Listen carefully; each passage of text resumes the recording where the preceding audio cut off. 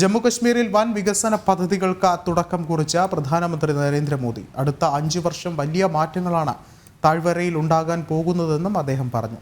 വികസിത് ഭാരത് വികസിത് ജമ്മുകശ്മീർ പദ്ധതിയുടെ ഭാഗമായിട്ടായിരുന്നു പ്രധാന സേവകന്റെ സന്ദർശനം.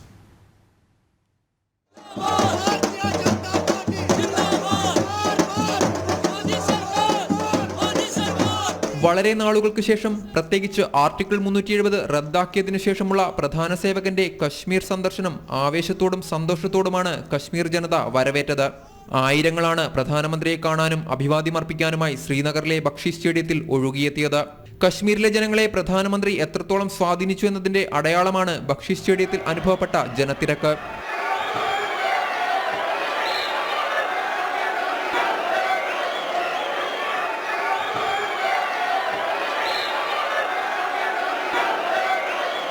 കശ്മീരിലെ ഓരോ ജനതയെയും ജീവിതത്തിലേക്ക് തിരിച്ചു കൊണ്ടുവന്നതിനും സംരക്ഷണവും വികസനവും നൽകി കൂടെ നിർത്തിയതിനുമുള്ള നന്ദിയും സ്നേഹവുമാണ് ഓരോ ജനതയും പ്രധാനമന്ത്രിയോട് പ്രകടിപ്പിക്കുന്നത്. അതേസമയം കശ്മീരിലെ ഓരോ ജനങ്ങളെയും തന്റെ കുടുംബമായാണ് കണക്കാക്കുന്നതെന്നും എല്ലാവർക്കും വികസനം ഉറപ്പു നൽകുന്നുവെന്നും മോദി ജനങ്ങളോട് പ്രതികരിച്ചു. ये वो नया जम्मू कश्मीर है जिसका इंतजार हम सभी को कई दशकों से था. ये वो नया जम्मू कश्मीर है जिसके लिए डॉक्टर श्यामा प्रसाद मुखर्जी ने बलिदान दिया था. इस नए जम्मू कश्मीर की आंखों में भविष्य की चमक है. साथियों, जम्मू कश्मीर विकास की नई ऊंचाइयों को छू रहा है क्योंकि जम्मू कश्मीर आज खुल करके सांस ले रहा है. बंदिशों से ये आजादी आर्टिकल 370 हटने के बाद आई है. मैंने जम्मू कश्मीर को भी हमेशा अपना परिवार माना है. परिवार के लोग दिल में रहते हैं, मन में रहते हैं.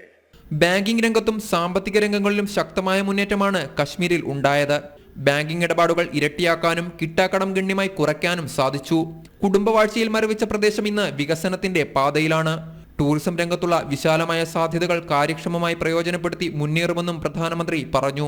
കഴിഞ്ഞ 10 വർഷമായി കശ്മീരിലേത് സമാധാനപരമായ അന്തരീക്ഷമാണ്. 2019 ആർട്ടിക്കിൾ 370 റദ്ദാക്കിയത്. തുടർന്ന് കശ്മീരിൽ തീവ്രവാദം നിയന്ത്രണ വിധേയമായതും നരേന്ദ്രമോദി സർക്കാരിന്റെ നേട്ടമാണ്.